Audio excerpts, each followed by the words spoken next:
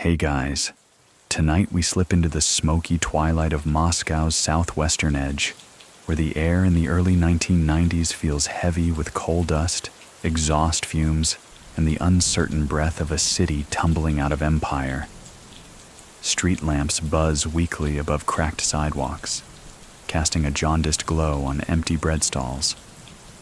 You can almost hear the shuffle of worn shoes, the mutter of tired pensioners, and the laughter of young men who are beginning to realize the rules of life are no longer written by the state.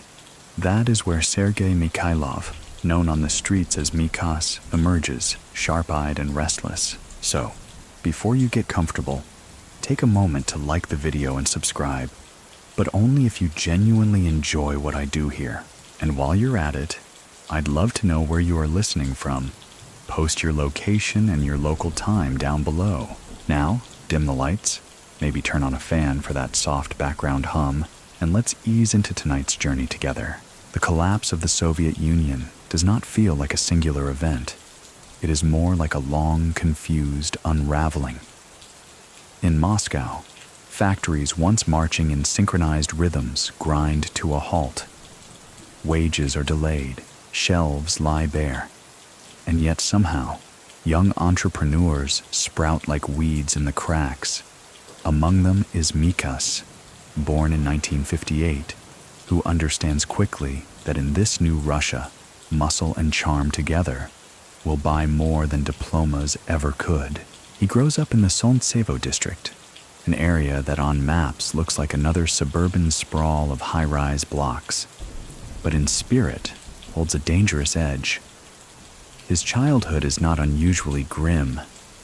He plays football with other boys, swaps chewing gum wrappers like treasure, and helps his parents stretch every ruble. But as the 1970s bleed into the 1980s, Sergei notices something. The men who seem respected are not engineers or teachers, but those who can arrange favors. The Soviet state still frowns on petty racketeering, yet there are cracks. Markets in Moscow, especially the sprawling bazaars, begin to hum with smuggled electronics and foreign genes. Mikhailov starts small, guiding goods through a maze of friends, relatives, and acquaintances. He has a knack for reading people quickly, who can be trusted, who is bluffing, who hides greed behind a stiff collar. His friends remember him not as the strongest fist, but as the one who knew when to nod, when to smile, and when to walk away. Historical fact grounds the moment. In the late Soviet period, black markets already accounted for a significant slice of urban trade. While the state-controlled economy starved citizens of choice, shadow markets satisfied desires with Finnish shoes, Japanese radios, and even simple meat. Sergei fits himself neatly into that shadow economy. Still, it is not enough merely to buy and sell. To thrive, you need protection. Sergei learns that quickly when older boys from a neighboring district attempt to skim his profits. Instead of charging into a fist fight, he negotiates. He persuades them that steady cuts over time are worth more than broken noses today. This is the birth of his reputation. Pragmatic, smooth-tongued, able to diffuse tension without losing face. Some laugh later that he could have been a lawyer, if lawyers in Moscow then had any real power. By the dawn of the 1990s, he stands at the cusp of something larger. The Soviet Union is wobbling. The Berlin Wall has fallen, and whispers swirl that Moscow itself might soon transform into a capitalist jungle. Sergei is ready. He has gathered around him a handful of young men, restless like him, who prefer late-night meetings in cafes to military service or factory lines. They talk of money, cars, and freedom, and they talk of Solntsevo not as a neighborhood, but as a banner under which they might rise. Do you remember the day he left with the first money? That small envelope of rubles, earned not through wages but through cunning, feels like a prophecy. He buys drinks for his circle, tips the waitress too generously, and savors the new identity blossoming around him. He is no longer just Sergei. He is Mikhas, a man to watch. Many people still think that his rise in these early years was exaggerated, that journalists later inflated his legend to match the fears of a city drowning in crime. But what do you think? Was he a modest hustler who simply rode the wave? Or was he shaping Solntsevo into something grand even before Moscow knew his name? The night in Solntsevo lingers with the smell of gasoline, laughter rising from shadowed stairwells, and the promise of fortunes hidden in chaos. Sergei feels it too. For him, the fall of the Soviet Union is not tragedy. It is invitation.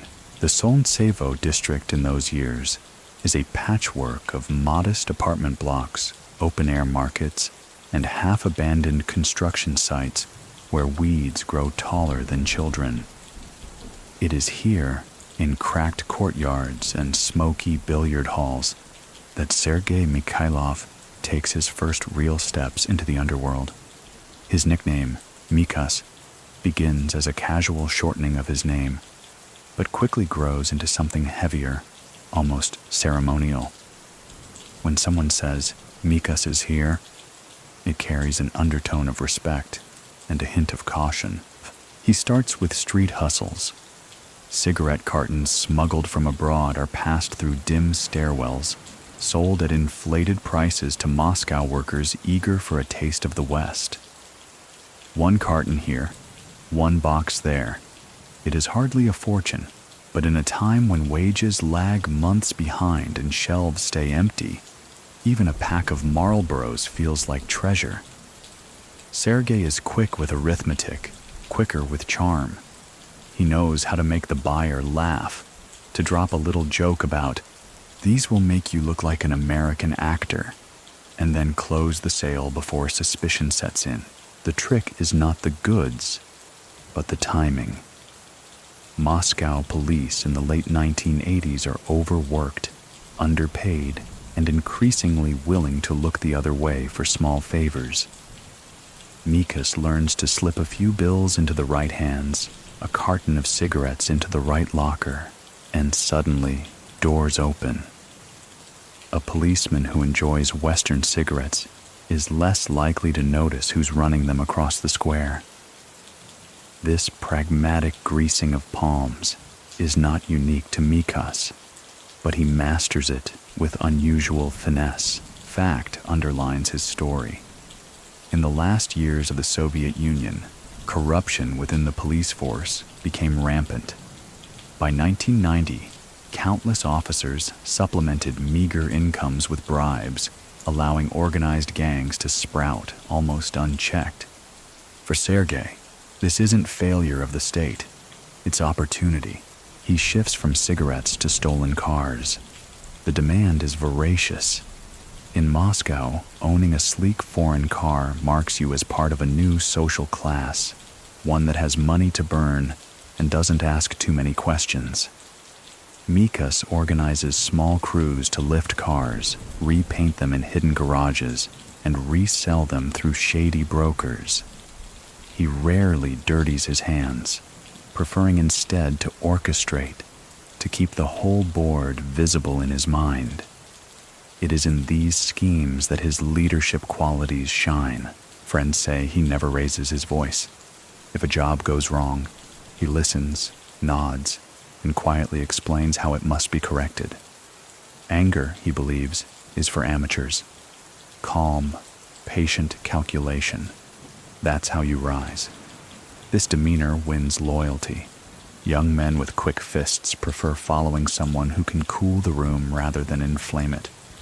They start calling themselves the Solntsevo group, a brotherhood stitched together by profit and trust. But beneath the humor and charm lies steel. When an outsider from another district tries to muscle into Sergei's cigarette supply line, Mikhas doesn't rush into violence. He arranges a meeting, greets the man warmly, and buys him vodka. They talk, they laugh, and then Sergei reminds him gently that Solntsevo takes care of its own. The rival disappears weeks later. No one can prove Sergei's hand, but the lesson settles. Mikhas isn't just a hustler, he is a protector, and his territory is not up for debate. The timing couldn't be sharper. As 1991 arrives, the Soviet Union teeters on the edge of collapse. Moscow buzzes with rallies, reform slogans, and the raw uncertainty of a system unraveling. Ordinary families worry about breadlines, but Mikhas sees wide-open horizons. The structures of power are crumbling, leaving gaps that can be filled by men bold enough to step forward. Do you remember the first stolen car that fed his crew? It wasn't even foreign. Just a well-kept Volga lifted from a parking lot near the metro. The profit was modest, but it proved the point. If they could take one, they could take 10. And Moscow had plenty of cars waiting under dim streetlights. Many people still argue that Mikhas at this stage was not the mastermind he later became, that he was more figurehead than strategist, his charisma carrying him farther than his actual planning. Others swear his calm hand was already directing every detail, that even in those smoky cafes he was thinking years ahead. So, what do you think? Was he simply lucky? Or was luck another tool he learned to bend? What is certain is this. By the end of the year, Sergei Mikhailov is no longer a small hustler. He has a name, a following, and the quiet beginnings of an empire. The boy who once traded chewing gum wrappers in Solntsevo now negotiates cars, cigarettes, and protection rackets, all while smiling like a neighbor you might trust to water your plants. The paradox defines him: friendly, approachable, yet untouchable. In Moscow's shifting nights, the figure of Mikhas begins to glow brighter, casting shadows that would stretch far into the 1990s. The early 1990s Moscow streets carry the smell of gasoline, fried dough from makeshift kiosks, and the metallic tang of uncertainty. People hustle to survive. Everyone is bartering, swapping, or scheming. For Sergei Mikhailov, these restless years become fertile ground. What began as cartons of cigarettes and stolen cars now swells into a tapestry of small rackets, each feeding the next. He doesn't chase every coin himself. Instead, Mikhas lets his circle of trusted men handle the groundwork: collections, deliveries, and the occasional strong-arming. Cigarette smuggling is steady, but he quickly notices that Moscow's drivers are hungry for imported cars. And not just cars, they want spare parts, stereo systems, and flashy add-ons. Sergei positions his crew in the middle of that craving. Soon, Solntsevo's alleys are alive with activity. Volgas stripped in minutes, Ladas repainted in abandoned garages, and a steady stream of customers who don't ask too many questions about the previous owner. This isn't just theft, it's a supply chain. That's where Mikhas shows his edge. He isn't the one holding a crowbar under the hood. He's the one arranging buyers before the car is even stolen. The stolen Volga you remember from earlier? That deal grows into a network where no car changes hands unless Sergei knows who's taking it and what they're paying. Historical fact anchors the picture. After the Soviet collapse, Russia saw a massive surge in car thefts. By 1993, Moscow alone reported thousands stolen each month, feeding both domestic resale markets and export pipelines to Eastern Europe. Mikhas fits seamlessly into this booming underground industry, his crew carving out a reliable share. But cigarettes and cars are only the beginning. His men start leaning on shop owners in the district. It isn't subtle. Two tall figures linger outside a bakery until the nervous baker agrees to pay for protection. Mikhas, however, refines the model. He insists on civility. He wants the bakery owner to feel he's buying insurance, not being robbed. If anything happens, Mikhas says smoothly, call us first. We'll be there faster than the police. And sometimes, it's true, the balance is delicate. Too much pressure and shopkeepers complain to authorities. Too little, and the payments stop. Sergei finds the sweet spot. Shopkeepers begin slipping envelopes as regularly as they sweep the floor. Protection becomes routine, like paying taxes, only more reliable. Moscow police, meanwhile, wander the streets in ill-fitting uniforms, pockets lighter than ever. Officers know who Mikhas is becoming. Some shake him down for bribes, but many simply drift into his orbit.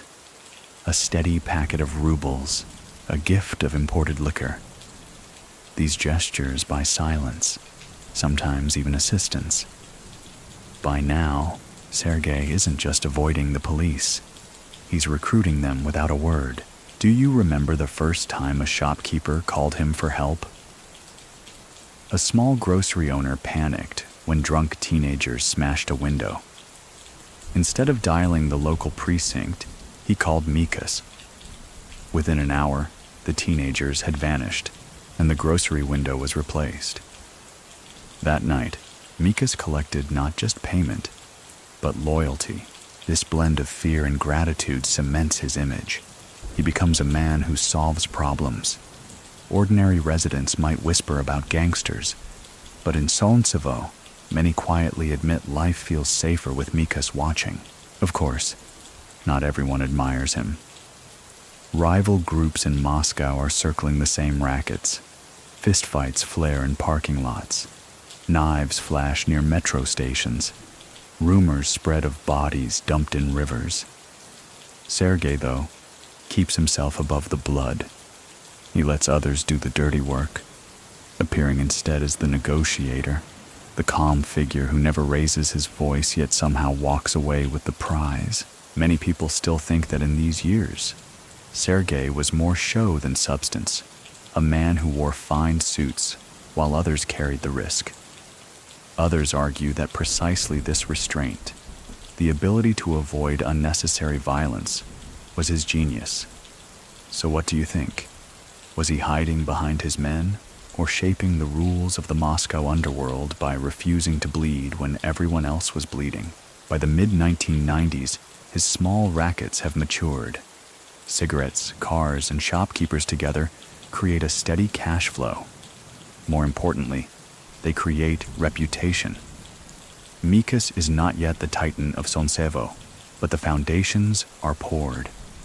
On cracked asphalt streets, beneath buzzing street lamps, a new kind of power quietly takes root. The cafes of Solntsevo in the early 1990s are not glamorous places. Plastic tablecloths cling to formica, cigarette smoke hangs like fog, and the tea is always lukewarm. Yet in these modest rooms, Sergei Mikhailov finds the glue for his empire. It is here that the Solntsevo circle begins to take shape. Loyalty tested over cheap vodka, whispered deals, and the occasional scuffle near the door. Sergei knows that power in Moscow doesn't grow alone. It thrives in groups, in networks bound by trust and fear. Around him gather young men with quick fists and sharper ambitions, racketeers, drivers, petty hustlers, and even former athletes looking for a new career now that Soviet sports funding has collapsed.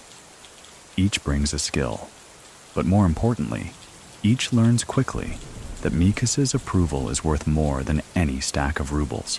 Historical fact. By the early 1990s, countless athletes, wrestlers, boxers, weightlifters, flooded into organized crime. With the state no longer sponsoring sports, these men turned their strength toward enforcing rackets. Many joined gangs like Solntsevo, offering physical muscle where Mikhas offered vision. Mikhas cultivates his circle carefully. He treats them as brothers, not employees. Birthdays are celebrated, families invited to feasts, children given gifts. This creates bonds that are difficult to sever. When someone suggests splitting off for their own schemes, the others remind him of the dinners, the laughter, the feeling of belonging. Loyalty, after all, is a currency more precious than cash. In one corner of a smoky cafe, Sergei sketches plans with a scrap of paper and pencil stub. Cigarettes, cars, and protection are solid, but the group needs something larger, something that will grow with Moscow's new capitalism. Construction, maybe. Nightclubs, definitely. Import-export, absolutely. The men nod, their imaginations spinning as fast as the vodka bottles empty. Do you remember that first night when they called themselves a family? Not with grand speeches, but in a half-drunken toast, one man raised his glass and said, "To us, Solntsevo." The name stuck. From that night, they were not just a gang, not just hustlers. They were something closer to a brotherhood. It is in these gatherings that Mikhas's leadership shines brightest. He rarely commands outright. Instead, he listens, lets others talk, and then quietly reframes their ideas into something sharper, more practical. They leave the cafe feeling as though the plan was theirs all along, yet it always aligns with his vision. This soft control earns him loyalty deeper than fear alone could ever buy. Still, challenges lurk. Rival gangs in neighboring districts whisper about Solntsevo's rising influence. Some mock Mikhas as a smooth talker, others see him as a threat. Skirmishes flare, brawls in parking lots, threats scrawled on shop doors. But inside Solntsevo, his men feel untouchable.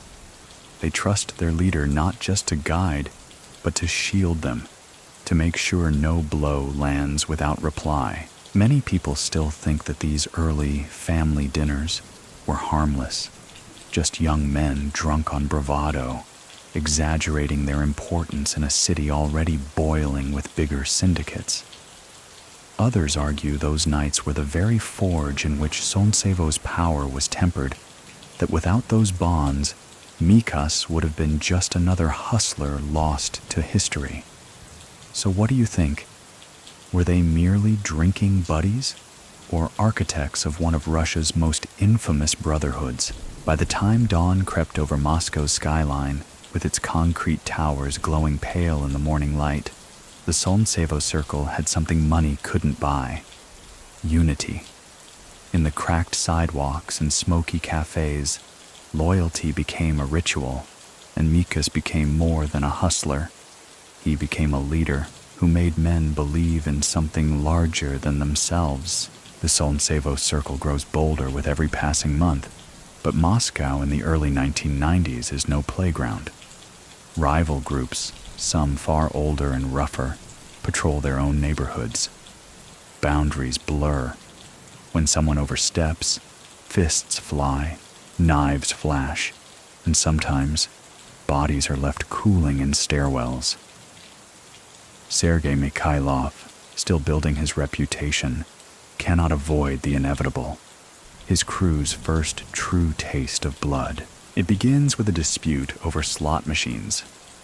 Gambling, though technically illegal, thrives in small clubs and cafes. One evening, Mikhas's men install machines in a local billiard hall. Days later, a rival crew storms in, demanding half the profits. Words turn sharp, and for once, negotiation fails. The next morning, one of Sergei's closest lieutenants is found badly beaten near a dumpster. It is not just a message, it is a challenge. Mikhas reacts with calculated calm.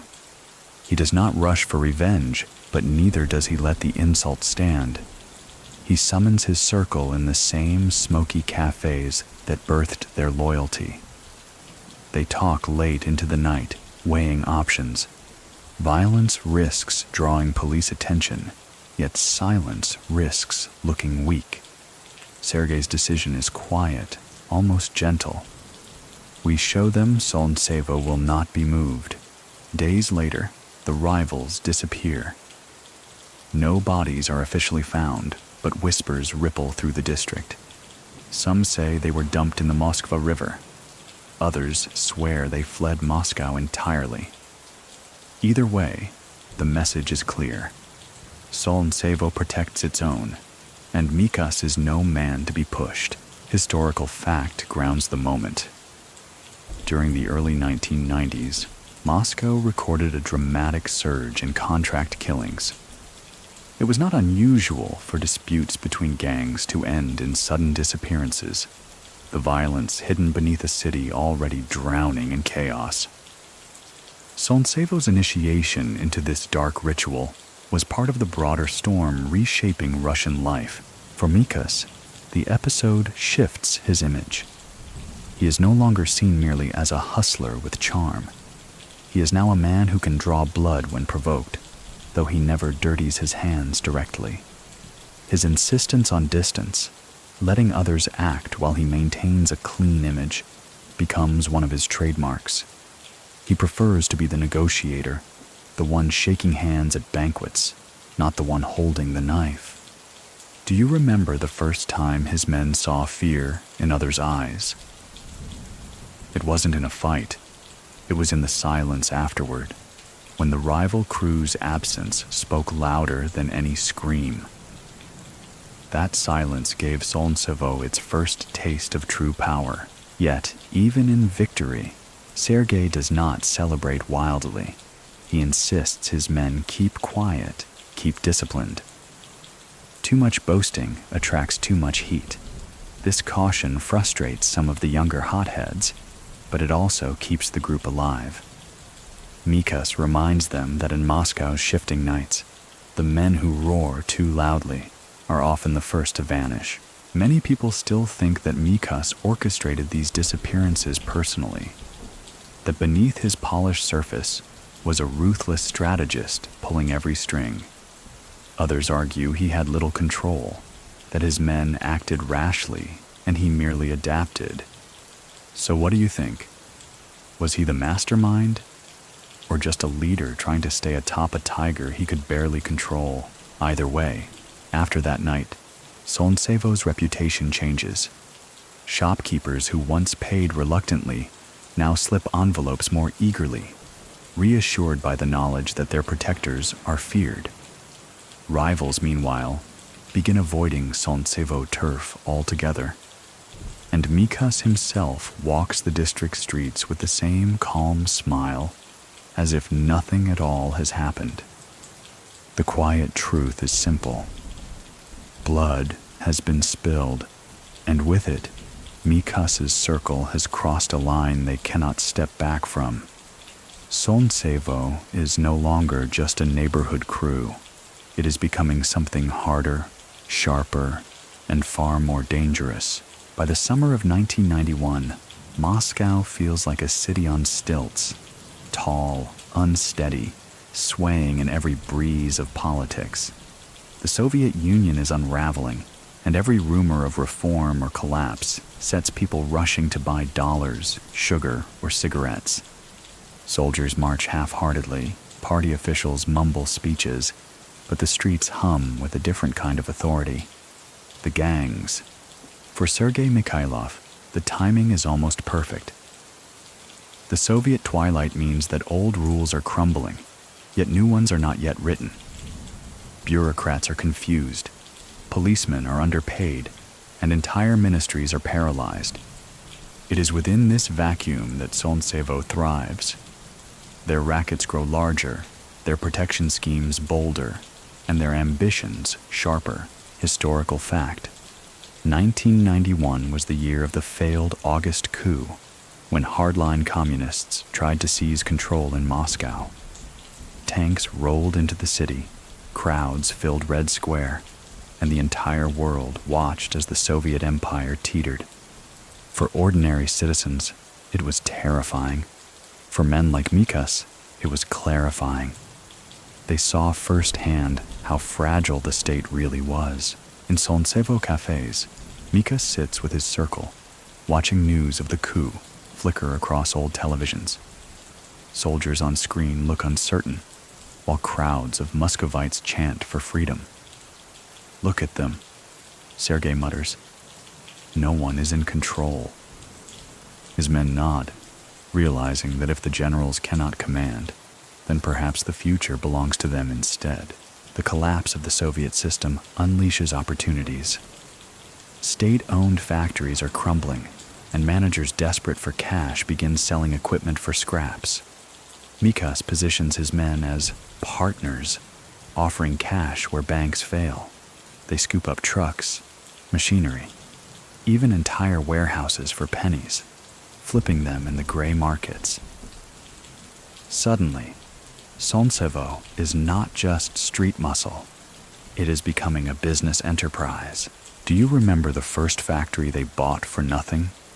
It was an old textile plant, its machines rusting, its workers unpaid. Sergei sent men with cash, cleared the debts, and overnight the property became Solntsevo turf. Not profitable at first, but symbolic. From hustlers to owners, but chaos cuts both ways. Rival gangs seize their own factories, and turf wars ignite. Shootouts in parking lots, bombings outside restaurants. Moscow becomes a patchwork of territories, each policed not by the state, but by whichever gang can hold it. People live with constant unease, never sure which cafe might explode next. Through it all, Mikhas maintains his composure. He dresses better now. Tailored suits, polished shoes, a quiet Rolex peeking from his cuff. He looks less like a thug and more like a businessman. At banquets, he introduces himself politely, shakes hands with bureaucrats, and speaks about investments rather than rackets. His ability to blur the line between gangster and entrepreneur becomes his most valuable asset. Many people still think that Mikhas was less violent than his reputation suggests, that he deliberately shaped an image of calm respectability to shield his operations. Others believe the opposite, that behind the suit was a man just as ruthless as any rival, only smarter at hiding it. So what do you think? Was he truly a businessman in spirit, or simply a gangster in disguise? As 1991 bleeds into 1992, the Soviet Union is gone. A new Russia is born, chaotic and raw. For most Muscovites, this means uncertainty and hardship.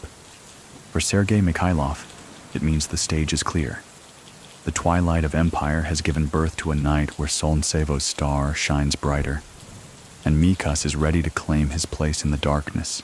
The Soviet twilight gives way to a new Russian dawn, but for many in Moscow, the light feels harsh. Store shelves, once bare, now overflow with imported goods, if you can pay in dollars.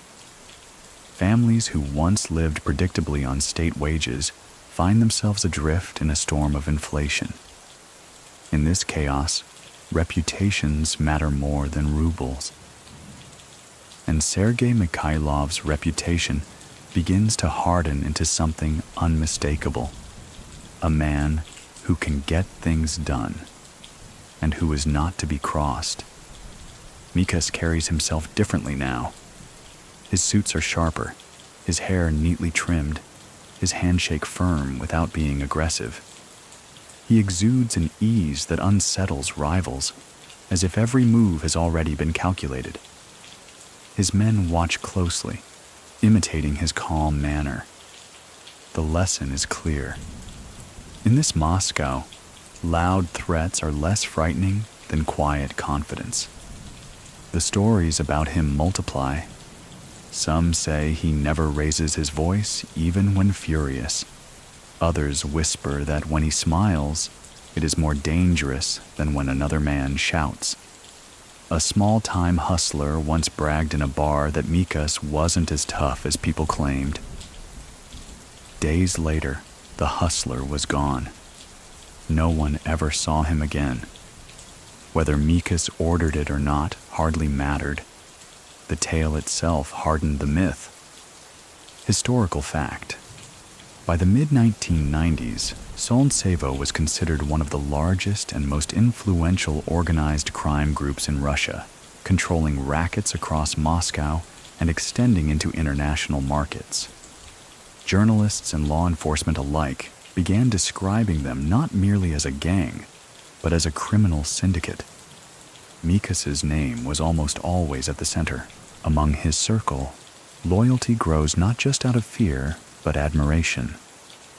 Sergei takes care of his men.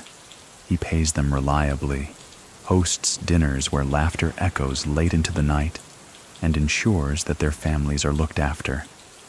Wives and children are given gifts, sometimes apartments, as tokens of belonging.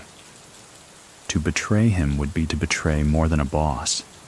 It would be to betray a family. Do you remember the first time a rival approached him with deference? Not in anger, but in respect. A crew from another district, tired of bloodshed, sent their leader to negotiate.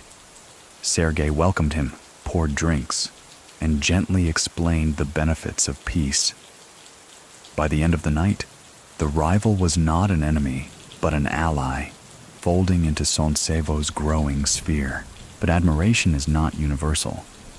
Many rivals see his calm exterior as arrogance. They interpret his refusal to fight personally as weakness. A few test him. Rough words in restaurants, threats in smoky corridors.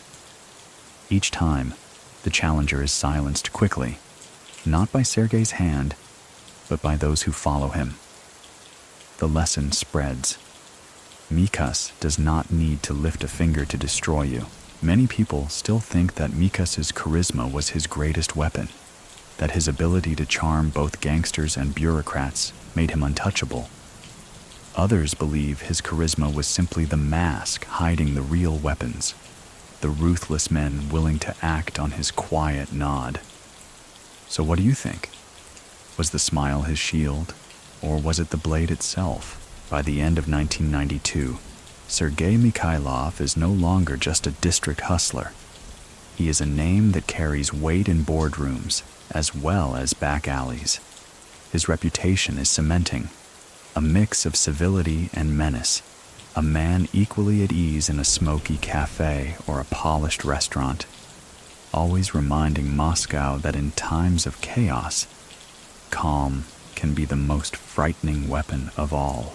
By 1993, Sergei Mikhailov's quiet menace has grown into something larger than neighborhood respect. His influence begins attracting not just hustlers and athletes, but also figures in uniforms and suits. Moscow's police force, already bleeding from low pay and political confusion, finds itself increasingly tangled in Solntsevo's web. Some officers look the other way. Others actively shield Mikhas's crew, and a few even join their late-night feasts as honored guests. The relationship is not born of brute intimidation alone. Sergei understands that power in Moscow requires friends in every corridor. He is generous with gifts, envelopes of crisp dollars, cases of cognac, and the occasional invitation to a night out where everything is paid for. Officers who once swaggered into cafes demanding bribes now linger politely, waiting to see if Mikhas will summon them for a drink. Historical fact anchors the scene.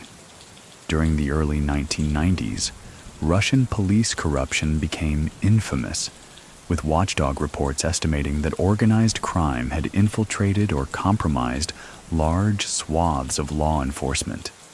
The state itself admitted that entire precincts were vulnerable. For Solntsevo, this wasn't rumor, it was daily practice. But Sergei does not stop with the police. He begins courting politicians. Local bureaucrats struggling to adapt to capitalist reforms find themselves invited to banquets hosted by businessmen like Mikhas.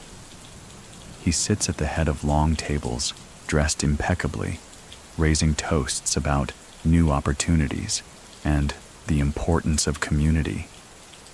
By the time the vodka glasses are drained, The officials have not only enjoyed themselves, but also agreed, almost unconsciously, to protect Solntsevo's interests. Do you remember the first time a politician publicly shook his hand?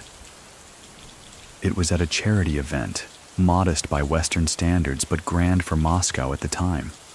Cameras flashed as Sergei donated to a children's hospital. The image of a smiling gangster alongside local leaders blurred the lines between crime and civic duty. For many, it was shocking. For Mikhas, it was strategy. The blending of worlds becomes Solntsevo's signature. Unlike other gangs that rely purely on violence, Mikhas cultivates an aura of respectability. He speaks of business ventures, partnerships, and community projects. Newspapers begin describing him not just as a criminal, but as a businessman with connections. That label, slippery as it is, shields him more effectively than any bodyguard. Still, alliances with officials come at a price. Rivals grow jealous, muttering that Mikhas has sold out, trading street honor for political handshakes. Some even attempt to undermine him, leaking stories to journalists about corruption and gangster ties. Yet each time, the storm fades. A prosecutor might open a file, but evidence mysteriously disappears. Witnesses grow silent. Cases evaporate like mist in morning sun. Many people still think that Mikhas never truly controlled the politicians, that he was merely tolerated because the state was too weak to resist him. Others argue he had them firmly in his pocket, that without his approval, no deal in the district could move forward. So what do you think? Was he manipulating the system, or was the system quietly manipulating him? By the mid-1990s, Sergei Mikhailov has built more than a gang. He has woven a network that stretches from street rackets to police stations to banquet halls. In a city where authority itself feels negotiable, Mikhas ensures that Solntsevo is written into the new rules, and every handshake, every toast, every envelope passed under the table pushes him one step closer to untouchable. By 1993 and 1994, Moscow has transformed into a gold rush city. Only the gold is hidden in suitcases of rubles, bundles of US dollars, and contracts written on napkins. Construction cranes swing above half-finished buildings, nightclubs thrum with foreign music, and the word privatization echoes through every corridor of power. For Sergei Mikhailov, it is the perfect stage. The Solntsevo group begins to expand beyond cigarettes and cars, planting its flag in construction and real estate. Developers eager to pour concrete into Moscow's skyline quickly discover that without Solntsevo's blessing, projects stumble. Trucks mysteriously fail to arrive, cement mixers break down, and investors vanish. But with Mikhas's quiet approval, everything flows smoothly. It is not extortion in the crude sense. It is a partnership, enforced by invisible muscle and sealed with polite handshakes. Historical fact. The early years of Russian privatization saw massive transfers of state assets into private hands, often through shadowy means. Construction companies, banks, and natural resource firms all became entangled with organized crime. Solntsevo, documented in reports by both Russian and Western observers, was one of the key players in these shadow partnerships. Sergei moves carefully. He doesn't storm into offices demanding cuts. Instead, he sends men in clean suits, speaking the language of investment. A project that once looked shaky suddenly receives funding, protection, and access to materials, so long as Solntsevo receives its share. Developers, tired of bureaucratic delays, often welcome the deal. Do you remember the first luxury apartment complex built under his shadow? Rising on the edge of Moscow, it was advertised as modern, Western-style living, with secure gates and imported fixtures. Few residents knew that every brick carried Solntsevo's fingerprint, every window bought with money that had passed through Mikhas's hands. The profits are enormous. Sergei's circle, once surviving on envelopes of cash, now talks in millions. Restaurants, casinos, and hotels fall under their control, some openly, others through layers of shell companies. Sergei himself begins appearing in public less like a gangster and more like a magnate. His suits brighter, his cars foreign, his manners polished. He is invited to business forums, introduced as a representative of new Russian enterprise, but expansion also invites envy. Rivals who once dismissed Solntsevo as mere hustlers now see them as competition.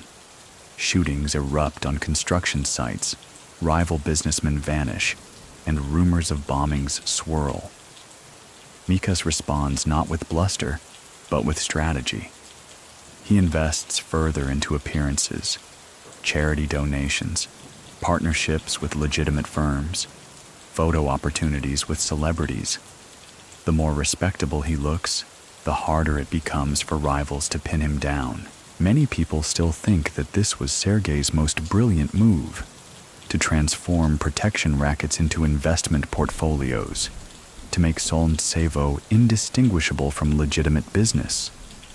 Others insist it was a dangerous gamble, that by stepping into the light he risked exposing everything. So what do you think? Was he safeguarding Solntsevo's future, or setting it up for a fall? By the end of 1994, Solntsevo's reach stretches across Moscow. Their money builds apartments, stocks casinos, and buys stakes in airlines.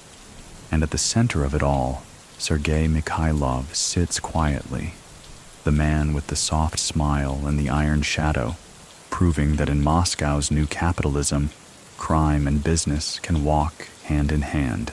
By the mid-1990s, Sergei Mikhailov's ambitions stretch far beyond Moscow's city limits. Russia is suddenly open to the world, and businessmen, both legitimate and questionable, flood in from Europe, Israel, and the United States. Western investors want a piece of the Russian market, dazzled by the promise of oil, metals, and construction. Sergei understands instinctively that Solntsevo must not remain a neighborhood gang. To survive, it has to connect to this new global economy. He begins cultivating foreign partners. At first, these are small deals, importing electronics, arranging travel for businessmen, even smuggling luxuries that Moscow's elite crave. But quickly, the scale grows. Hotels and casinos in places like Prague, Budapest, and Tel Aviv start whispering about mysterious Russian investors. Behind many of those whispers is Mikhas, moving money outward through fronts and friends. Historical fact: in the 1990s, law enforcement agencies in Europe and the US began sounding alarms about the Russian mafia, often citing the Solntsevo group by name.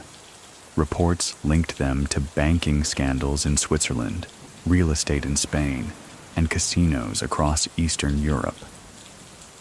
Mikhas's name appeared repeatedly, though always behind layers of plausible deniability. His method is consistent. He sends envoys, men in tailored suits who speak enough English or German to negotiate politely. They arrive with briefcases of cash, eager to buy into Western ventures desperate for capital. Many Western businessmen, dazzled by easy money, overlook the origins. They see only opportunity. Do you remember the first time he stepped into a 5-star European hotel lobby? For a man who once sold cigarettes in Moscow alleys, the chandelier glow and marble floors must have felt surreal. Yet Mikhas walked calmly, as though he belonged, as though he had been born to sip champagne beside diplomats and bankers. The lure of the West is more than profit. It is safety.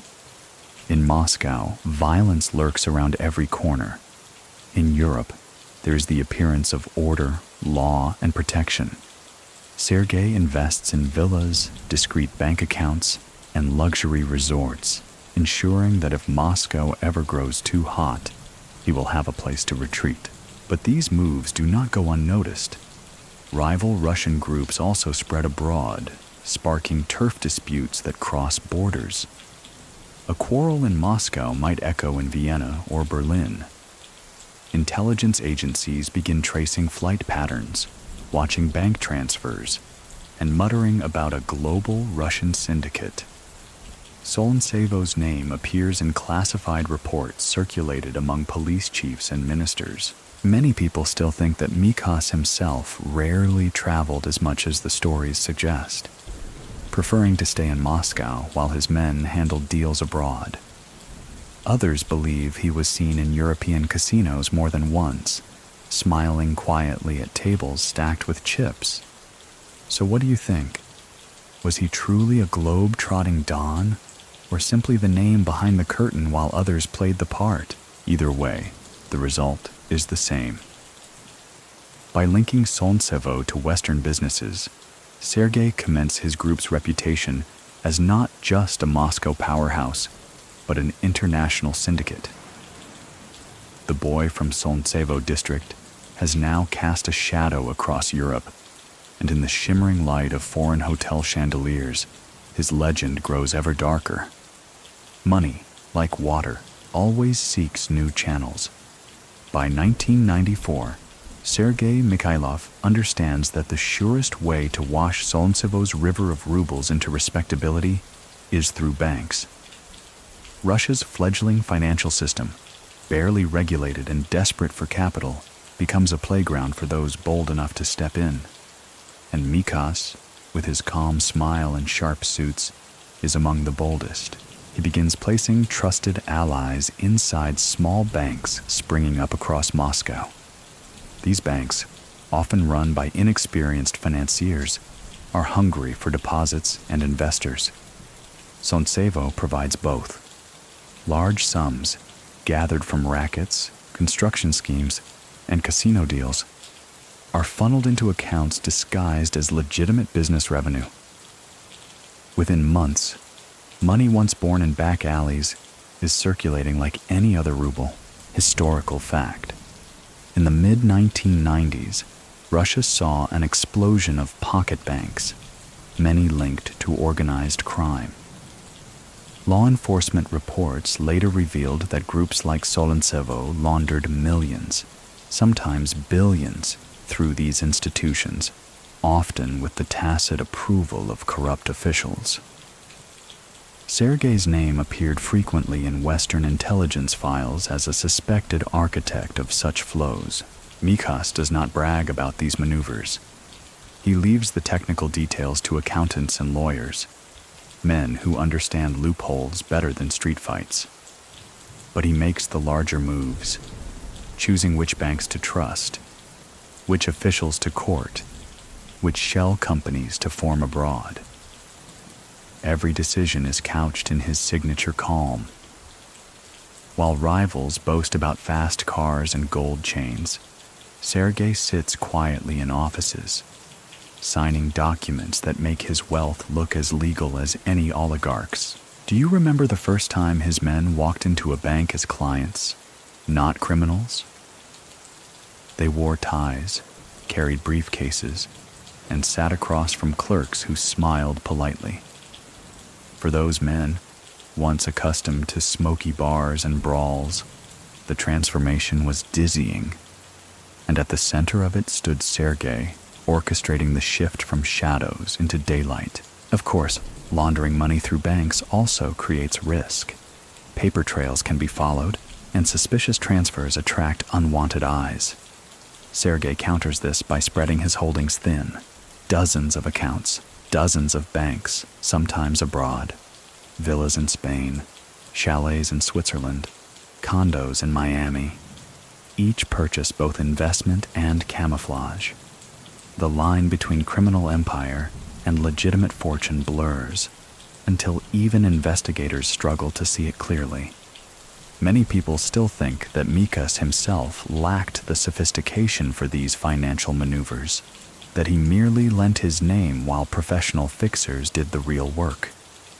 Others argue that his genius lay precisely in knowing how to surround himself with such men, to blend street instincts with financial cunning. So what do you think? Was he a passive beneficiary, or the quiet conductor of the entire banking orchestra?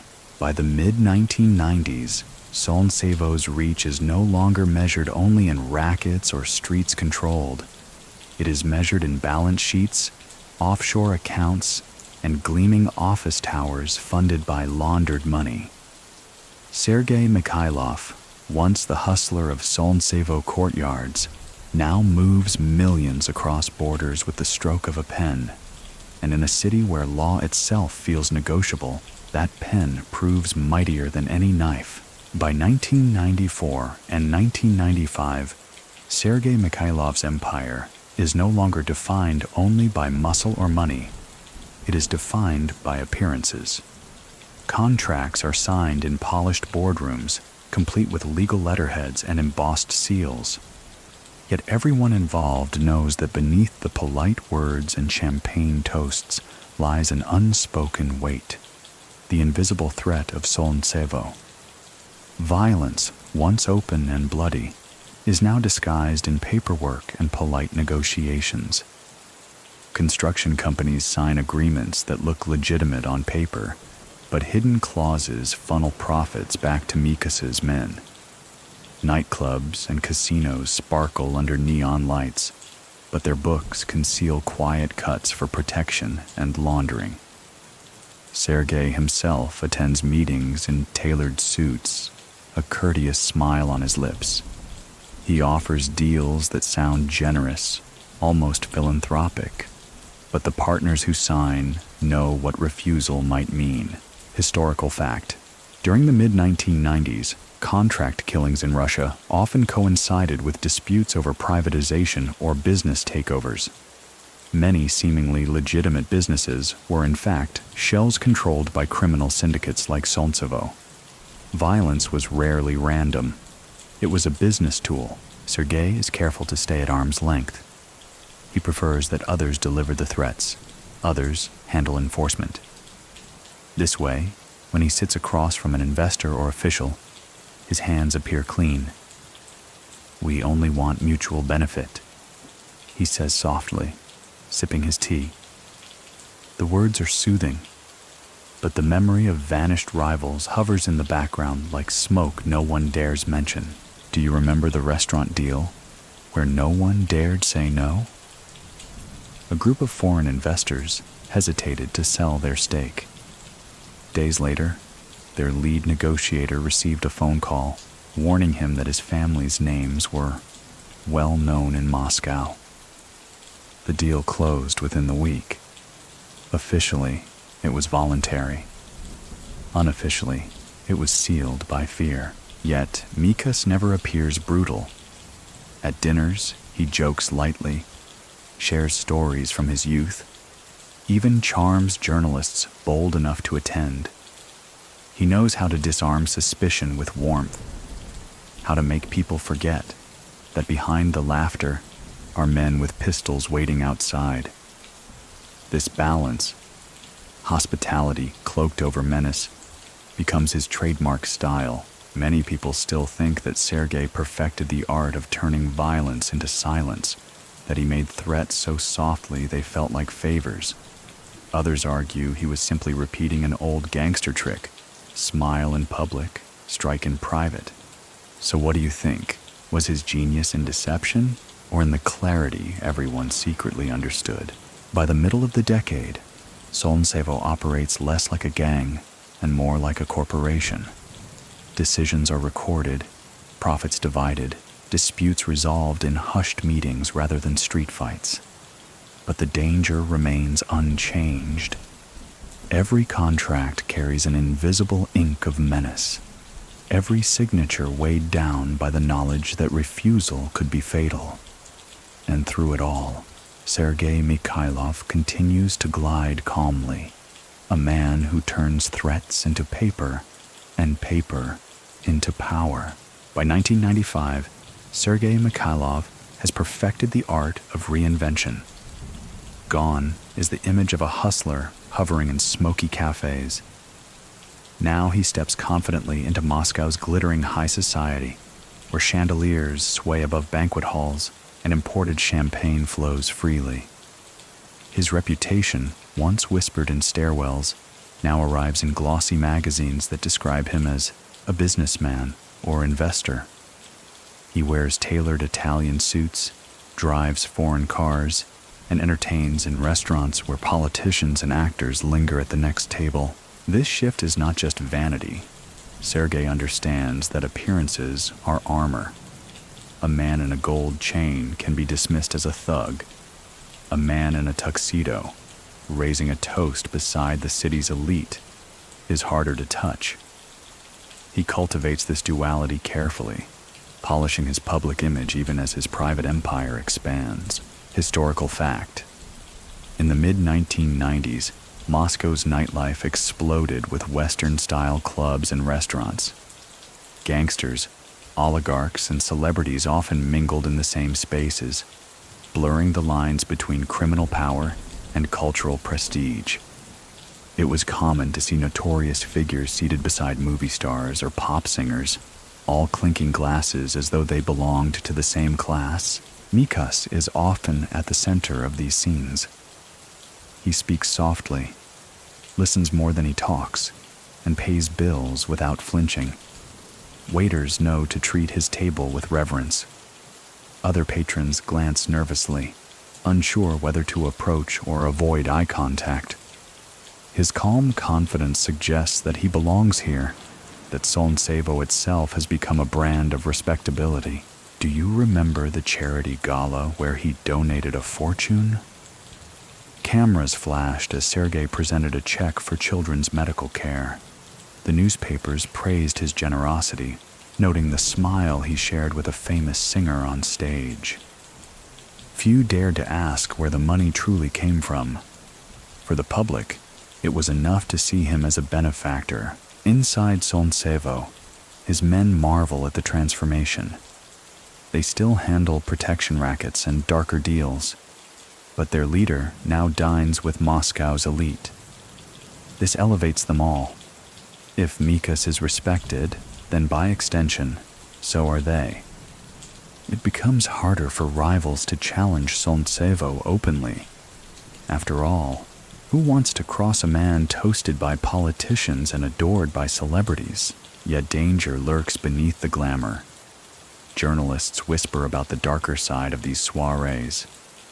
Rivals resent his visibility, interpreting it as arrogance. Law enforcement, both Russian and Western, begin paying closer attention. The higher Sergei climbs, the more precarious his balance becomes. Many people still think that Sergei deliberately sought this spotlight, craving legitimacy as much as wealth. Others argue he simply adapted to Moscow's new culture, where gangsters had no choice but to mingle with oligarchs and actors. So what do you think? Was he chasing prestige, or was prestige chasing him? Whatever the motive, by 1995, Mikhas has succeeded in recasting himself. To some, he is still the shadowy don of Solntsevo. To others, he is a polished businessman raising glasses in Moscow's finest halls. And in that contradiction lies his greatest strength. A man who can glide between worlds, feared in one, celebrated in the other. The velvet curtains of Moscow's nightclubs part, and the city reveals its new identity. By the mid-1990s, neon signs flicker over streets, once gray and quiet, and imported liquor pours until dawn. Every evening feels like a promise of fortune or disaster. Into this glamorous chaos steps Sergei Mikhailov, not just as a guest, but as a host. Solntsevo money builds, stocks, and secures many of these establishments, making them both playgrounds and boardrooms for the new elite. Mikhas knows that image matters.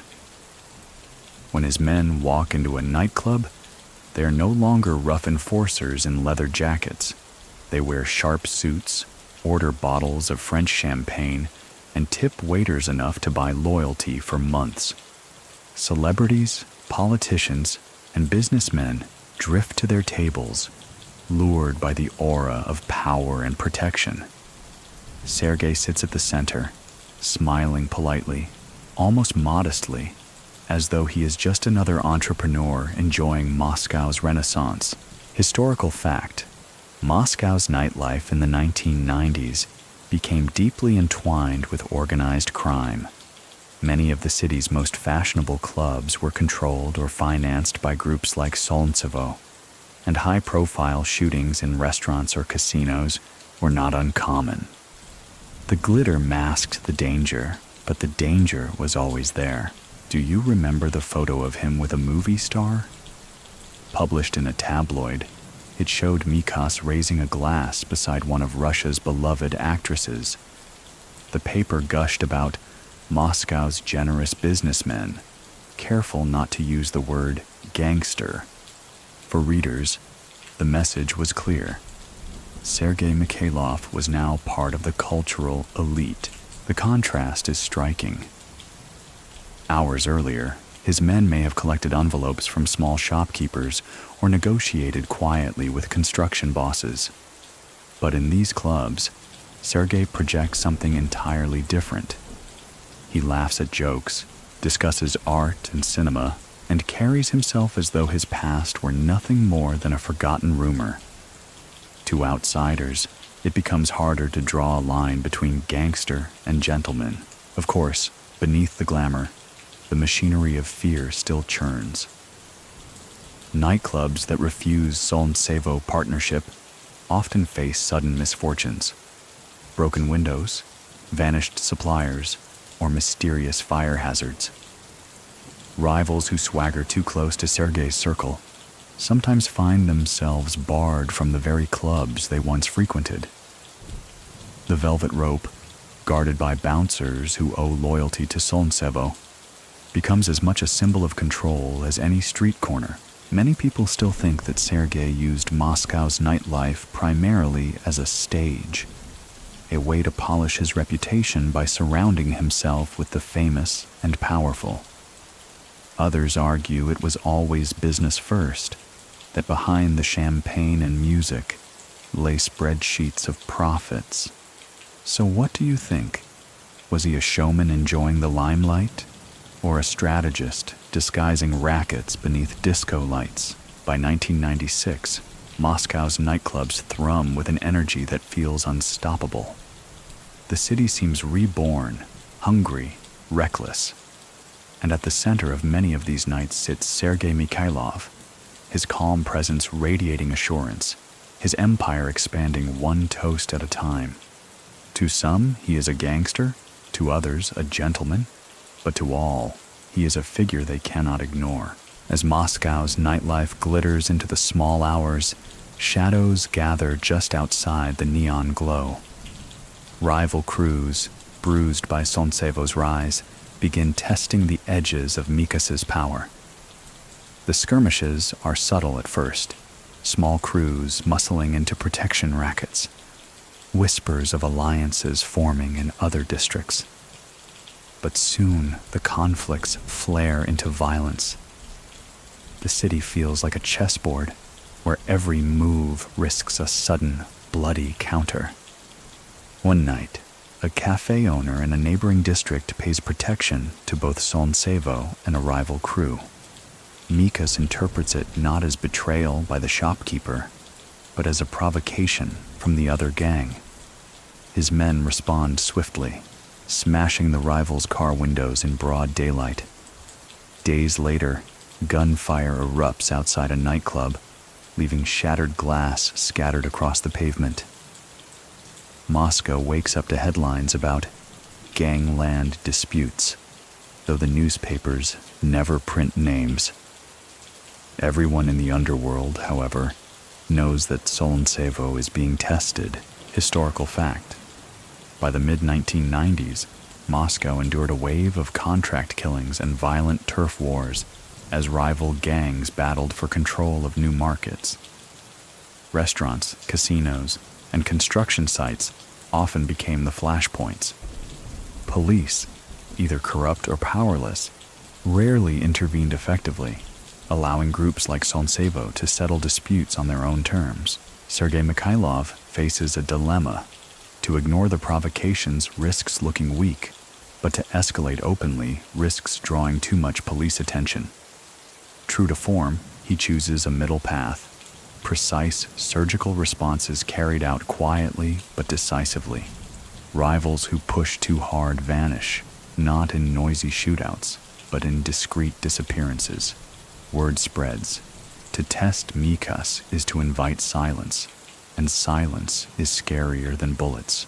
Do you remember the first time his men brought him news of a shootout? Sergei listened calmly, sipping tea, while others panicked. He asked only one question. Were any of ours touched? When told no, he nodded and changed the subject.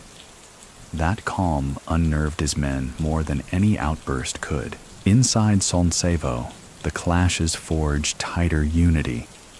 The younger hotheads learned discipline, understanding that Mikhas will not tolerate reckless violence. The older lieutenants admire his patience, noting that each counterstrike is timed with precision. Each move calculated like a chess master who already sees 10 moves ahead.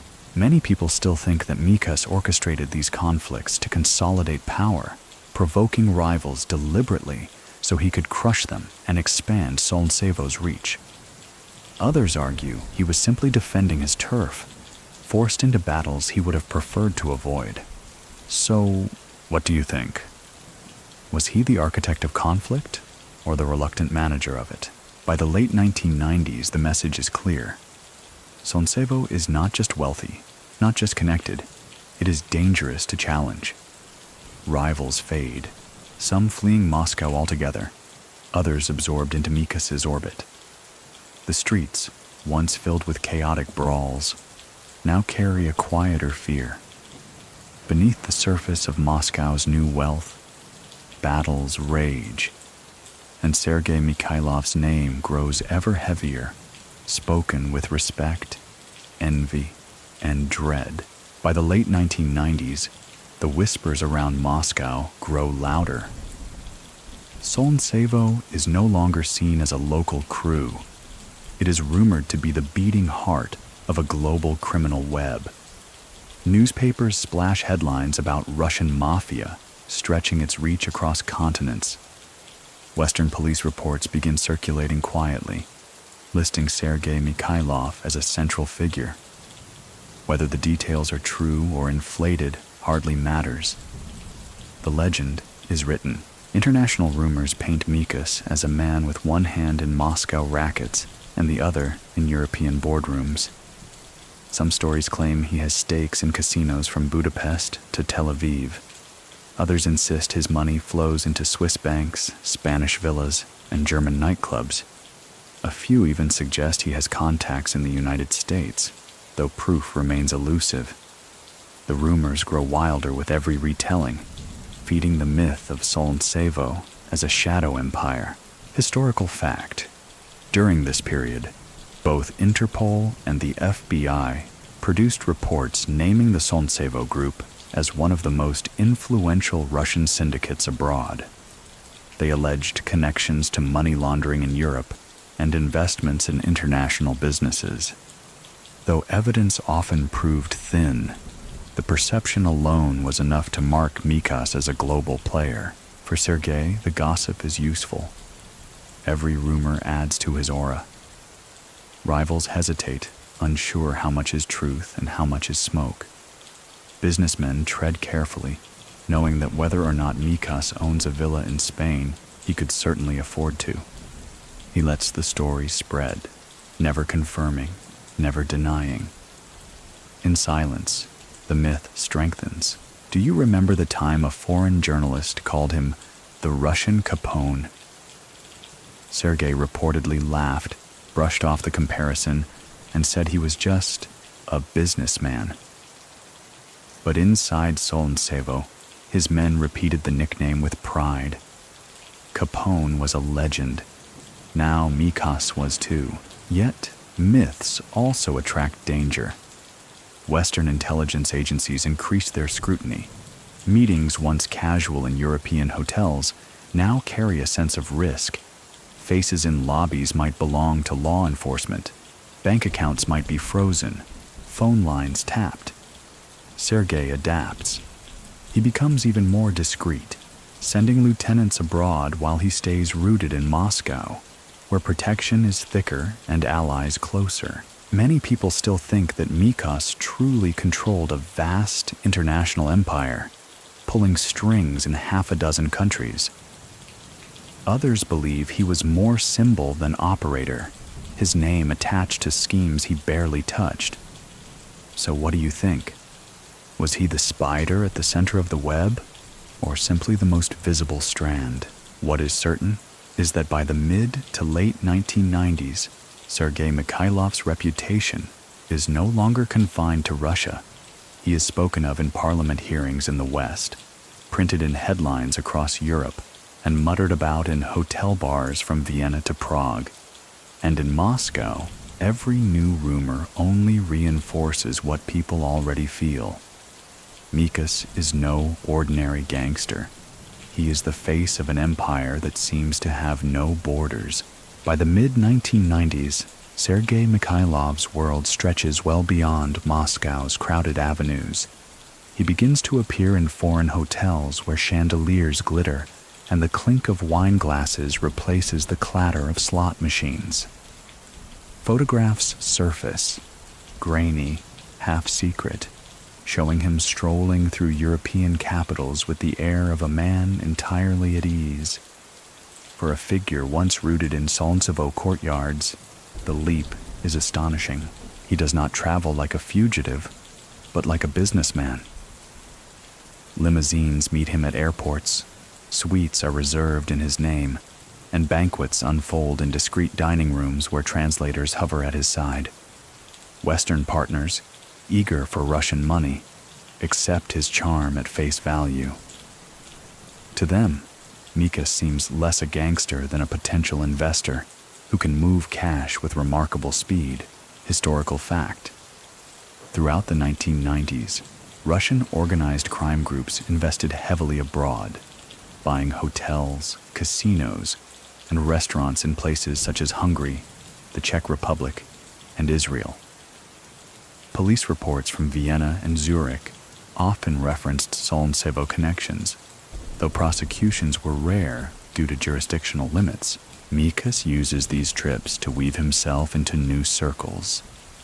He smiles through dinners with bankers, shakes hands with property developers, and offers deals that sound like opportunity itself.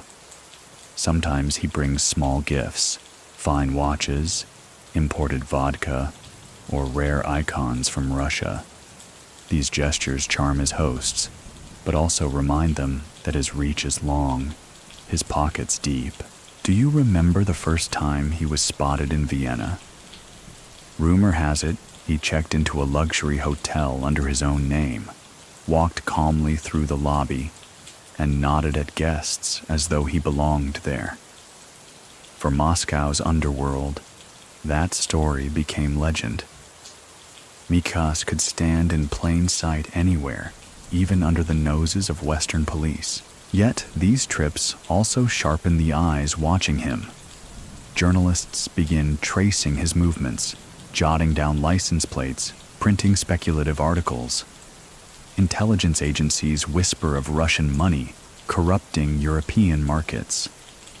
Sergei, ever cautious, adapts by staying just far enough in the shadows. His lieutenants close the deals while he maintains the role of observer, never leaving too clear a trail. Many people still think that Mikhas was genuinely enthralled by the Western lifestyle, that he craved the chandeliers, the champagne, the quiet luxury. Others argue he treated these trips purely as business, caring little for glamour and focusing entirely on profit. So what do you think? Was he savoring the lifestyle, or simply tolerating it as the cost of expansion. By the end of the decade, his footprints can be traced across Europe. Villas in Spain, bank accounts in Switzerland, and casinos in eastern capitals all hum with rumors of Solntsevo money. Sergei Mikhailov, once a boy from Moscow's edges, now carries himself as a man of the world. His presence in foreign hotels signaling not escape, but conquest. By the late 1990s, Moscow's tabloids begin buzzing with a dangerous fascination. Stories of gangsters no longer hide in whispers. They are printed boldly, sold on newsstands, and devoured by readers hungry for scandal.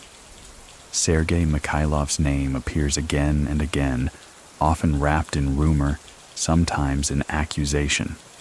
Journalists call him Mikhas of Solntsevo, spinning tales that paint him as both a tycoon and a shadowy don.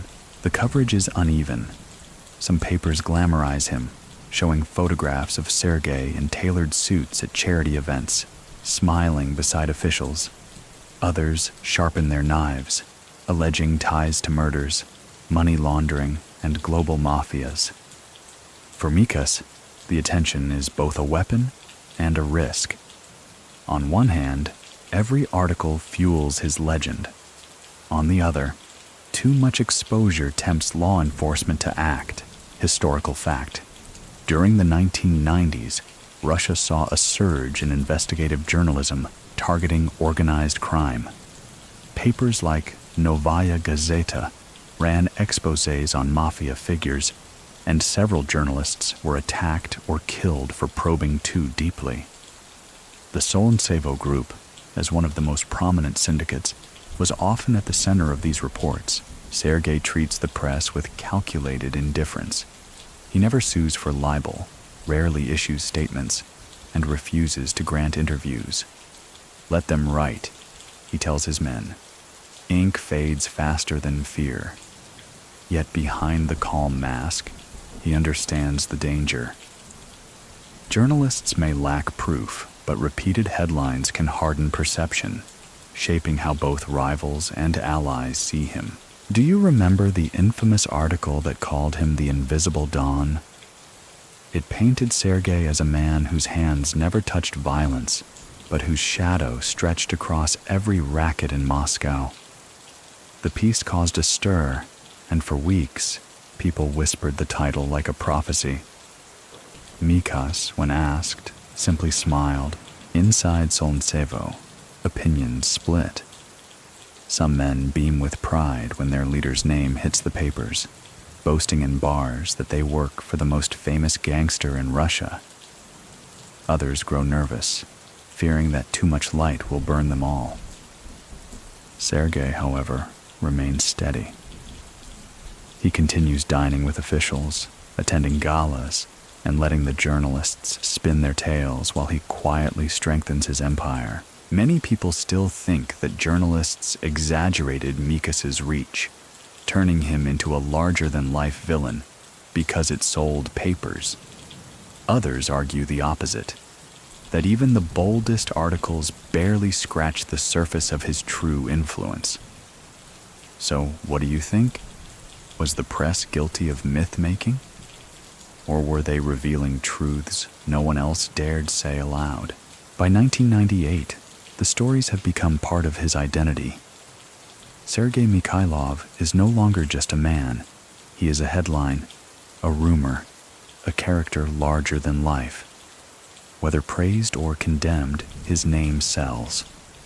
And in a city where perception often matters more than law, Mikhas learns to wield his notoriety as carefully as any weapon. By 1998, Moscow has become a paradox. Glittering towers rise above streets still scarred by crime. Fortunes are made overnight, while bombs occasionally shake restaurant windows. The city's economy booms for some, collapses for others, and the air itself feels unstable, electric with both possibility and dread. Sergei Mikhailov navigates this landscape with the same calm stride he carried from Solntsevo courtyards into five-star hotels. But now the stakes are higher, the chaos sharper. Explosions echo across the capital. Rival groups detonate car bombs outside offices. Bullets shatter glass in broad daylight. Ordinary Muscovites grow numb to the violence, glancing briefly at crime scenes before hurrying on with shopping bags. Solntsevo, though, seems oddly insulated. Their rivals fall, their competitors stumble, yet Mikhas's circle holds steady. It is not luck. It is design, historical fact. The mid to late 1990s in Russia were marked by waves of mafia bombings and contract killings. Business disputes frequently spilled into open violence, leaving the police overwhelmed and citizens terrified. Many observers noted that Solntsevo, despite its notoriety, often avoided the kind of spectacular public attacks that plagued other groups. Sergei's method is subtle. He discourages reckless violence, preferring precision when action is unavoidable. Rivals who dare cross him rarely fall in flashy attacks. Instead, they suffer quiet misfortunes, an investigation, a sudden disappearance, a deal collapsing overnight. His men learn that patience is more lethal than dynamite. Do you remember the restaurant bombing that wasn't his? When glass shattered across a fashionable Moscow street, tabloids immediately whispered, "Solntsevo." Sergei shrugged at the accusations, sipping wine in another part of the city. The real perpetrators were later traced to a rival feud, but the public memory remained. Whenever violence struck Moscow, Mikhas's name was in the first breath. Amid the chaos, Solntsevo's wealth expands. With construction booming and casinos thriving, Sergei funnels profits into real estate, banks, and luxury imports. Nightclubs under his influence hum with foreign DJs, while shops sell Western fashions financed with Solntsevo money. For many Muscovites, the group becomes invisible, present not in gunfire, but in the fabric of everyday life, woven into apartments, clubs, and shopping malls. Yet danger lingers. Economic collapse in 1998 shatters the ruble, crippling banks and wiping out fortunes. Many oligarchs see their empires crumble overnight. But Mikhas, through his cautious diversification and foreign ties, weathers the storm. His overseas accounts, his Swiss intermediaries, his discreet properties abroad. These cushions allow him to emerge bruised but standing. Many people still think that Sergei was extraordinarily lucky during the 1998 crash, that fate smiled on him while others fell. Others insist it was no accident, that his careful planning and instinct for survival shielded him from disaster. So, what do you think? Was it fortune's favor or a gambler's discipline? By the close of the decade, Moscow breathes uneasily. Bombs still detonate, bullets still fly, but Solntsevo's core remains intact. And at its center, Sergei Mikhailov stands quietly, a man who has turned turbulence into opportunity, proving once again that in a city built on shifting ground, stability itself can be the sharpest weapon. The new millennium looms, and with it, Moscow begins dressing itself in the costume of legitimacy. Neon clubs and smoky cafes give way to glossy office towers, and men once branded as racketeers now appear on business panels wearing silk ties. Sergei Mikhailov, ever attuned to survival, ensures that Solntsevo keeps pace with this transformation. Gone are the days of stolen cars and cigarette boxes shuffled through stairwells. The new face of the group is corporate, polished, and ambitious. Mikhas insists on the language of investment. He prefers meetings in conference rooms rather than bars, contracts instead of handshakes, PowerPoint slides over whispered threats. Yet beneath the polish, the machinery is unchanged. A developer who hesitates to sign may find his supplies mysteriously delayed. A banker who resists cooperation might face sudden regulatory audits. Violence, once open, now wears a suit. Historical fact. During the late 1990s and early 2000s, many Russian crime groups shifted into legitimate-looking businesses. Law enforcement described this as the corporatization of crime, where gangs invested in oil, construction, and banking, cloaking their operations behind respectable fronts. Solntsevo was often cited as the model for this evolution. Do you remember the first time Sergei introduced himself as an investor? At a Moscow trade forum, he sat on a panel beside bankers and entrepreneurs. His nameplate read simply, Sergei Mikhailov, businessman. The audience applauded politely, though many whispered privately that they were watching a gangster wearing a mask. This new facade brings advantages. Solntsevo can access loans, build partnerships with foreign firms, and present itself as a stabilizing force rather than a disruptive one. Sergei becomes the face of this rebranding, soft-spoken, generous at public events, and always dressed impeccably. His men, meanwhile, continue collecting cuts from construction projects, casinos, and transport lines, but now they call them shares and dividends. Inside Solntsevo, some old-timers grumble. They miss the simpler days of quick envelopes and barroom intimidation. But Sergei silences them with results. Look at the towers we own, he says. Look at the companies with our names on the boards. The younger men, eager for status in Moscow's new elite, embrace the corporate style wholeheartedly. Many people still think that this rebranding was smoke and mirrors, that beneath the business jargon, Mikhas remained the same old racketeer.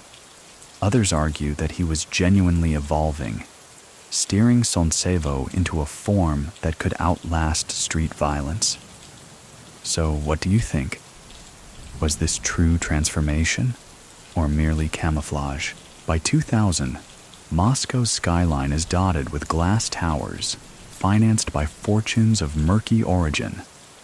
In their reflections, Sergei Mikhailov sees himself not as a street hustler, or even a gangster, but as a power broker. The masks may be new, but the game is the same, and Mikhas is still winning. At the turn of the millennium, Sergei Mikhailov begins to appear in places that once seemed unimaginable for a boy from Solntsevo courtyards. Kremlin receptions, official banquets, and charity galas where Moscow's political class mingles with businessmen and foreign dignitaries. The shift is striking. Mikhas, who once whispered in smoky cafes about cigarettes and cars, now raises toasts beside governors and deputies. He has learned that political handshakes are as valuable as any street racket. He cultivates these ties carefully.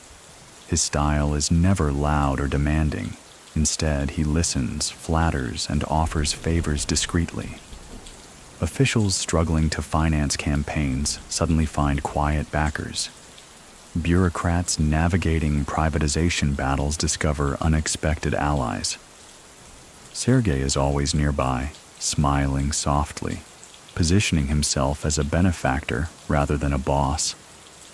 Historical fact. Throughout the 1990s and early 2000s, organized crime figures in Russia forged close ties with political elites. Reports from parliamentary commissions even accused some politicians of shielding groups like Solntsevo.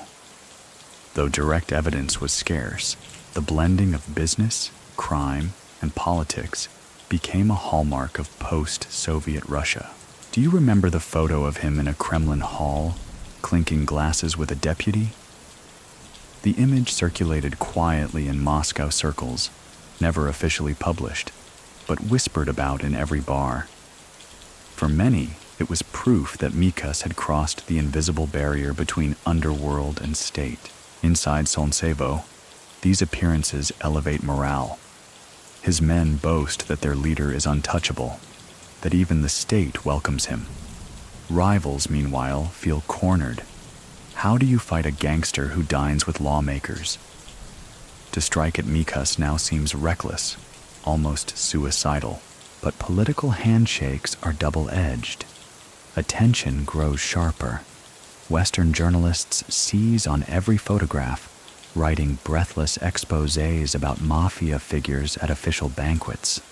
Law enforcement abroad files new reports, arguing that the Russian state itself has been infiltrated. Sergei, as usual, maintains his calm smile. He neither confirms nor denies. The ambiguity itself is his shield. Many people still think Mikhas deliberately cultivated these appearances to launder his image, to step fully into legitimacy under the cover of politics. Others believe the politicians sought him out, hungry for his resources and influence. So what do you think? Was he manipulating power, or was power manipulating him? By the early 2000s, Sergei Mikhailov has achieved something extraordinary. He is no longer simply feared as a gangster, nor admired only as a businessman. He is accepted, even if grudgingly, by the political elite. In the gilded halls of the Kremlin, where chandeliers glitter and speeches drone, Mikhas stands quietly, a reminder that in Russia's new order, the underworld and the state are never too far apart. By the early 2000s, Sergei Mikhailov's name is no longer whispered only in Moscow cafes. It has landed in dossiers stamped with foreign insignias. Western police agencies, Interpol, Europol, even the FBI, begin to trade notes about Solntsevo and its enigmatic figurehead, Mikhas. What began as rumor in tabloids now circulates in classified reports. The claim that Solntsevo is not just a gang, but a global syndicate with reach across continents. Western investigators pore over banking transfers, real estate purchases, and sudden injections of cash into casinos in Prague or hotels in Tel Aviv. Patterns emerge, though proof is always slippery. Sergei's name appears in meeting notes, attached to accounts, or whispered by informants. For law enforcement, it is enough to raise alarms. For Sergei, it is another layer of myth, historical fact. In the late 1990s and early 2000s, the US FBI and European agencies openly identified Solntsevo as one of the most powerful Russian organized crime groups. Reports alleged links to money laundering, arms smuggling, and narcotics trade. Yet prosecutions were rare, hampered by lack of evidence and cross-border complexity. Do you remember the Western magazine cover that called him Russia's Global Dawn? It showed a blurred photo of Sergei stepping out of a limousine in Moscow, his face half in shadow. The article warned that men like Mikhas were shaping the future of global crime. Whether entirely true or not, the phrase stuck. Echoing in law enforcement briefings for years, Sergei responds to these allegations with practiced indifference. He dismisses them as propaganda, smirking that Western agencies need villains to justify their budgets. To his men, this bravado is inspiring. If Interpol is watching us, one lieutenant jokes, it means we've already won. Still, Sergei is careful. He limits his own travel, sends trusted lieutenants abroad, and ensures that his own signature rarely touches questionable contracts. The attention, however, creates pressure. Banks begin freezing accounts linked to suspected Russian money. Foreign police tail his associates, jotting down license plates, photographing meetings. Deals that once flowed smoothly in European casinos now require more care, more layers of disguise. The game becomes more complicated, but Sergei adapts. Complexity, after all, is just another form of camouflage. Many people still think that Mikhas personally masterminded international operations, sitting at the center of a vast web. Others argue he was more of a figurehead, his name used broadly by associates while he remained rooted in Moscow. So what do you think? Was he truly the architect of global crime, or simply the emblem others used to frighten and impress? By the mid-2000s, one thing is undeniable. Sergei Mikhailov is no longer just a local legend. He is a figure marked in the ledgers of Interpol, a name briefed to Western politicians, and a specter invoked in international conferences on organized crime. To some, this is proof of his power. To others, it is proof of how myths can outgrow men. The Moscow of the early 2000s still thrums with energy, but under the glow of new glass towers, violence has not disappeared. It has only shifted form. Rivals who once brawled in alleys or sprayed bullets in nightclubs now face quieter, more calculated punishments. And yet, the old brutality sometimes erupts, reminding the city that beneath its glitter, the underworld still rules. Apartment buildings suddenly catch fire. Car bombs explode outside office entrances. Well-dressed businessmen are gunned down as they leave restaurants. Each incident sends ripples of fear through the city. And though police investigate, the results rarely come to anything concrete. The files pile up, the suspects vanish, and the public mutters that someone powerful must be pulling strings. Historical fact. Contract killings in Russia remained rampant throughout the 1990s and into the early 2000s.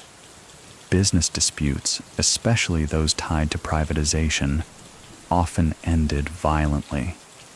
Though Solntsevo was frequently named in media speculation, very few cases ever resulted in successful prosecutions. For Sergei Mikhailov, this atmosphere is both threat and advantage. Rivals can be erased without fingerprints leading back to him, and loyalists can be reassured that Solntsevo remains untouchable. His men know that while he never openly orders violence, his calm nod is enough to set events in motion. The city learns that when an enemy's car explodes, the silence afterward speaks Mikhas's name. Do you remember the story of the apartment? Blaze that cleared a business dispute?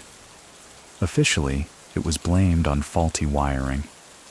Unofficially, everyone knew the tenant had refused Solntsevo's partnership. Within a month, the property was in new hands, and no one dared ask questions. Inside Solntsevo, these moments forge loyalty through fear. The younger recruits whisper about Mikhas as though he is more myth than man, a figure who never raises his voice, yet commands fire and steel. Older lieutenants know better. They see the strategy, the patience, the way Sergei waits for the right moment rather than striking blindly. Many people still think that Mikhas engineered these quiet waves of terror with meticulous precision, orchestrating Moscow's bloodshed from behind a desk. Others argue he stayed distant, merely benefiting from a violent system that others drove forward. So what do you think? Was he the hidden conductor, or simply a survivor who learned how to turn chaos into advantage? By the mid-2000s, Moscow apartments continue to burn, cars continue to explode, and yet Mikhas remains untouched. His empire weaves itself deeper into legitimate business, while the underworld enforces its rules in shadows. Sergei Mikhailov's calm smile persists, even as Moscow trembles at the echoes of violence that always seem to clear his path. Courtrooms in Moscow hum with a tension different from the streets.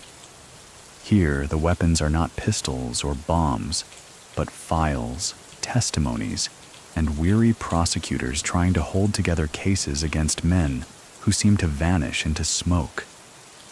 Sergei Mikhailov, by the early 2000s, finds his name surfacing not only in newspapers and intelligence reports, but also in indictments and trial transcripts. Yet, time and again, the evidence proves elusive. One case begins with allegations of fraud tied to a Moscow construction project. Documents surface suggesting Solntsevo men funneled money through shell companies. Prosecutors smile grimly, convinced they finally have Mikhas cornered.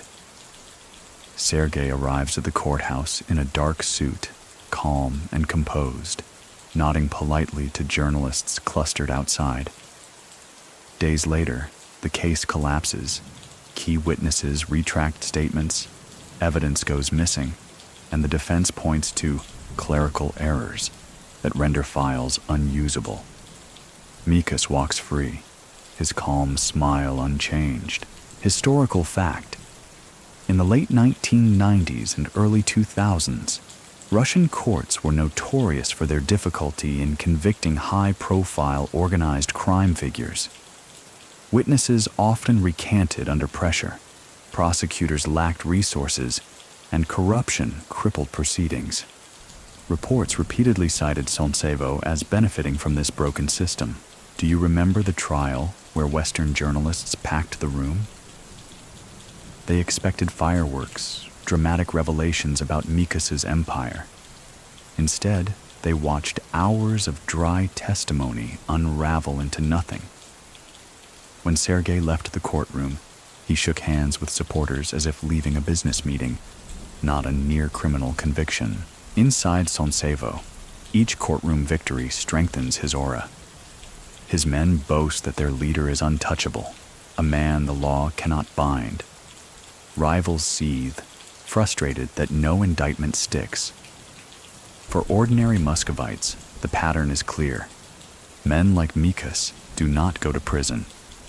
They walk out of courtrooms as freely as they walk out of nightclubs. Yet this immunity comes at a cost. The spotlight grows hotter, the scrutiny sharper. Journalists write that the inability to convict Mikhas proves how deep the corruption runs. Western law enforcement agencies cite his freedom as evidence of Russia's systemic failure to tackle organized crime. To Sergei, these criticisms are little more than noise. If they talk, it means they see me, he quips to his men. But seeing is not the same as touching.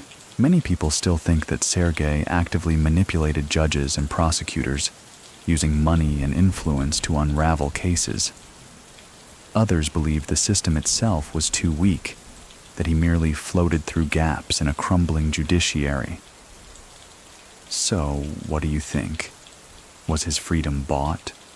Or was it inevitable in a country still reshaping its laws? By the mid-2000s, the pattern has solidified. Sergei Mikhailov enters courtrooms with composure and leaves them untouched, his legend burnished by every failed prosecution. To the state, he is a defendant. To the streets, he is proof that the law bends before power. And to himself, he remains calm, certain that as long as the system falters, Solntsevo will endure. By the middle of the 2000s, Sergei Mikhailov has survived longer than many thought possible. Rivals are dead, jailed, or disappeared. Lieutenants from his early days are either wealthy men or fading shadows. Yet Mikhas remains, calm and calculating, his empire intact even as the landscape around him shifts. Survival itself has become his greatest triumph. The police still whisper his name, prosecutors still toy with indictments, and Western journalists continue publishing stories linking him to international mafias. But the pattern never changes. Investigations falter, witnesses fall silent, and Sergei walks away unscathed. To the public, he becomes a paradox. Visible, yet untouchable. Always rumored, but never proven guilty. Historical fact. Russian organized crime groups in the 2000s faced increasing pressure as the state reasserted control under new political leadership. Some gangs crumbled under crackdowns, but Solntsevo's leadership weathered the storm better than most. partly by embedding itself deeper into legitimate business. Do you remember the banquet where his old comrades returned, graying and heavier? They raised glasses to the years we survived. Sergei sat quietly, listening more than speaking, aware that survival was no small victory in a world where most did not live past 40. Inside Solntsevo, the tone has changed.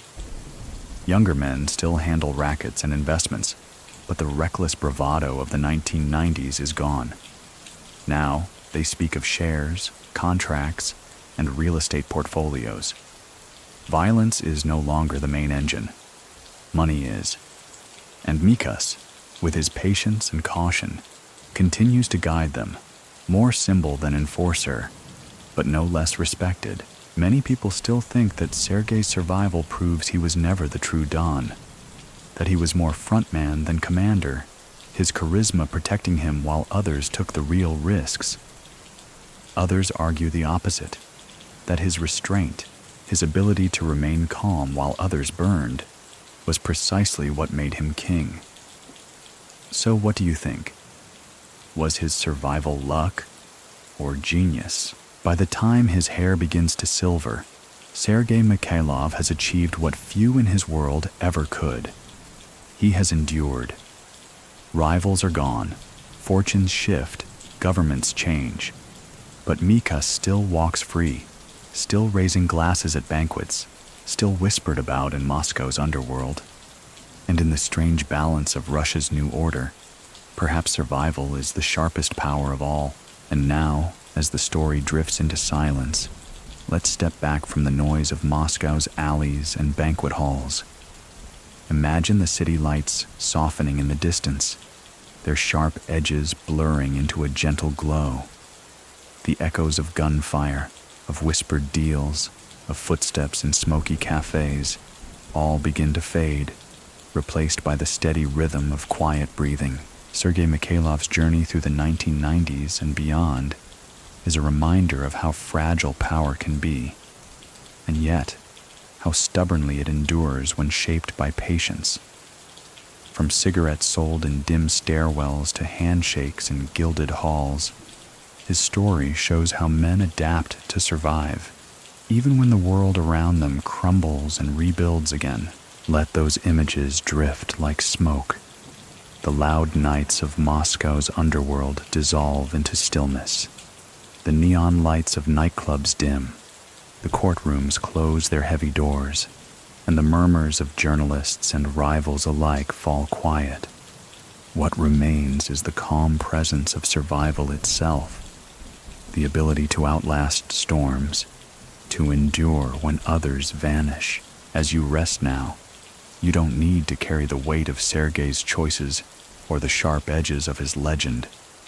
Instead, carry only the rhythm of endurance, the sense that storms always pass and silence always returns. The city grows hushed, the lights grow softer, and your own breath falls into an easy pace, steady and calm. The story has walked through danger, through whispers and shadows, but now it arrives at peace. And in that peace, you can let go too. Close your eyes. Let the images drift away. Nothing more is needed. Just quiet, steady rest.